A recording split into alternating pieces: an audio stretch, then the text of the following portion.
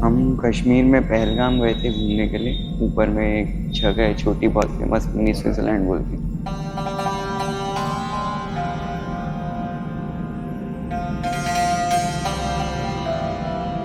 तो अचानक से ही गोलीबारी आज चालू हो गई। मेरे बाजू में कोई अंकल खड़े थे, उनको गोली लगी, उनके छींटे मेरे चेहरे पे आए। यहाँ पर अटैक हुआ आतंकवादियों का। मेरे बच्चे को जम्मू कश्मीर के पहलगाम में पर्यटकों पर हमला हुआ है। अधिकारियों ने बीबीसी को बताया कि पर्यटकों पर फायरिंग की गई, जिसमें 20 से ज्यादा लोगों की मौत हुई है। बोला कि शायद मुस्लिम नहीं है, उसने उसको गोली मार दी। 1947 के बंटवारे के बाद जब से पाकिस्तान भारत से अलग हुआ, तब से ही दोनों देश एक तनाव की स्थिति में रहे हैं। पाकिस्तानी धोखे और आतंकवाद को पनाह देने की वजह से हमारे बीच लगातार सैन्य और कूटनीतिक लड़ाइयां होती रही है। लेकिन 22 अप्रैल 2025 को पहलगाम में हुआ आतंकी हमला पूरे देश के लिए एक चुनौती थी। फेल्ड स्टेट क्या है? पाकिस्तान में जनता का जो हित है वो सरकार के हित से नहीं मिलता। सरकार का हित आतंकवाद में है। पाकिस्तान अपने प्रायोजित आतंकवाद से भारत के साथ लगातार एक छद्म युद्ध कर रहा है। Well, Pakistan had decided to bleed India with 1,000 cuts. This is a stated policy of Pakistan. लेकिन इस शर्मनाक और नीच आतंकवादी हमले के बाद से भारत ने ये ठान लिया कि अब वो चुप नहीं बैठेगा, बल्कि जवाब देगा। चाहे वो युद्ध क्षेत्र में हो, आर्थिक क्षेत्र में हो या कूटनीतिक क्षेत्र में हो, भारत अब बहुआयामी स्तर पर आतंकवाद को जवाब देने के लिए तैयार हो चुका है। चाहे एनआईए हो, चाहे रॉ हो, चाहे इंटेलिजेंस ब्यूरो हो, चाहे वो आर्मी हो, नेवी हो, एयरफोर्स हो, और इनकी अपनी जो स्पेशल फोर्सेस हैं, इनकी जो अपनी अलग अलग यूनिट्स हैं, सब ने मिल करके इस ऑपरेशन को अंजाम तक पहुंचाया।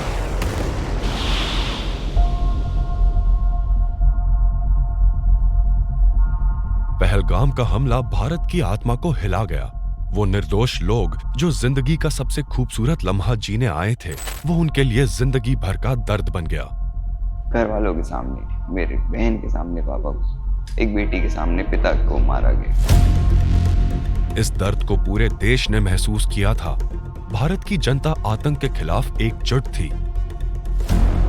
अब जवाब देने की बारी थी। ऐसा जवाब जो पाकिस्तानी आतंकवाद की जड़ें हिला दे।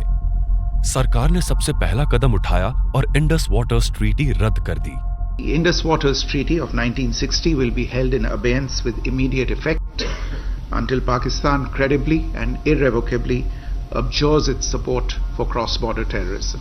इस ट्रीटी को अगर हम अबेंस में रख लेते हैं अगले 10 साल भी, तो जो पाकिस्तान में जो कहद या सूखा जो पड़ने की जो बातें हैं, वो वर्ल्ड बैंक कहता है कि 10 साल में होगा। हमने अगर 5 साल भी रख लिया तो ये 5 साल में ही हो जाएगा।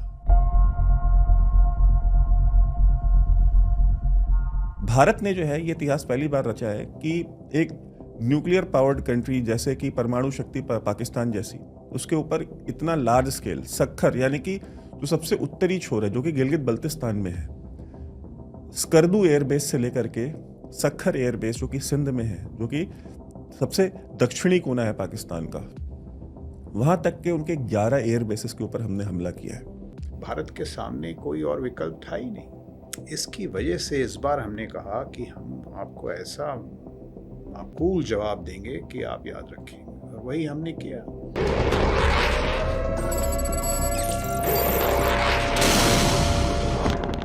भारत के ब्रह्मोस ने पाकिस्तानी आतंकी इंफ्रास्ट्रक्चर का एक बड़ा भाग राख में तब्दील कर दिया। मसूद अजहर का पूरा परिवार मारा गया। इसके बाद पाकिस्तानी सेना बौखला गई। उसने भारतीय सीमाओं पर ड्रोन हमले शुरू कर दिए।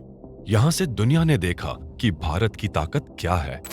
भारत ने अपनी सीमाओं की रक्षा भी की और आतंकवादियों को प्रशिक्षण और पनाह देने वाले पाकिस्तान को मुंह तोड़ जवाब भी दिया। भारत ने पाकिस्तान का खुद को न्यूक्लियर पावर कहने का घमंड भी तोड़ दिया।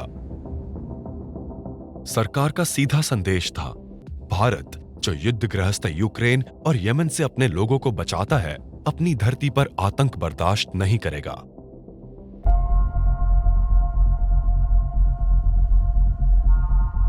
पाकिस्तान ने ड्रोन और प्रोपेगेंडा दोनों के साथ हमला किया। उसने दावा किया कि भारत के S-400 को आदमपुर एयरबेस के साथ तबाह कर दिया गया है। इतना ही नहीं, उन्होंने कश्मीर पर हमला कर अपनी ही कश्मीरियों के लिए लड़ाई वाली नौटंकी को बेनकाब कर दिया। लेकिन भारत की हवाई रक्षा आकाश तीर प्रणाली ने न सिर्फ उनके हमले को नाकाम किया, बल्कि भारत के प्रधानमंत्री खुद पाकिस्तानी प्रोपेगेंडा को ध्वस्त करने मैदान में उतर आए। उन्होंने 12 मई 2025 को रात के 8 बजे पूरे देश को संबोधित किया और 13 मई को खुद उसी एयरबेस पहुंचे जिसे तबाह करने का झूठा दावा पाकिस्तान ने किया था। आदमपुर एयरबेस के साथ वो S-400 भी सुरक्षित था जिसे तबाह करने का झूठ पाकिस्तान ने बोला था। तबाह हुआ था तो वो पाकिस्तानी प्रोपेगेंडा जिसे उन्होंने भारत के खिलाफ इस्तेमाल किया था।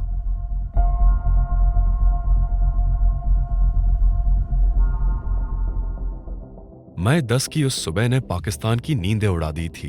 लगातार 2 दिन से तबाही का मंजर देख रहे पाकिस्तान ने अपने गुस्से में दिल्ली को निशाना बनाते हुए एक बैलिस्टिक मिसाइल छोड़ी। भारत के एयर डिफेंस सिस्टम ने उसे हरियाणा की सीमा पर ही धराशाही कर दिया।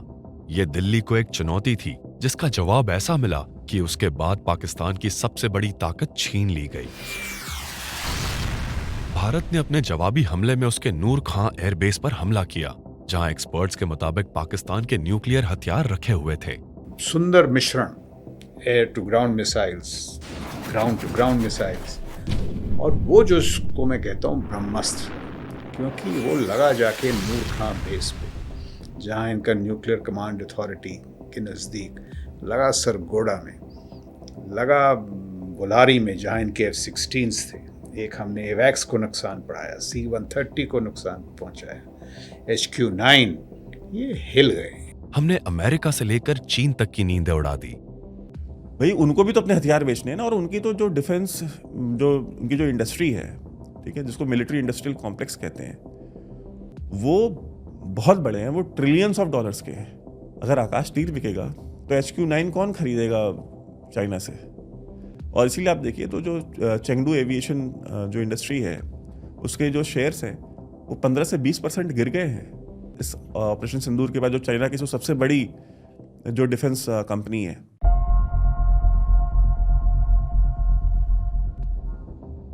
सब पूछेंगे कि इस झड़प में भारत ने क्या पाया।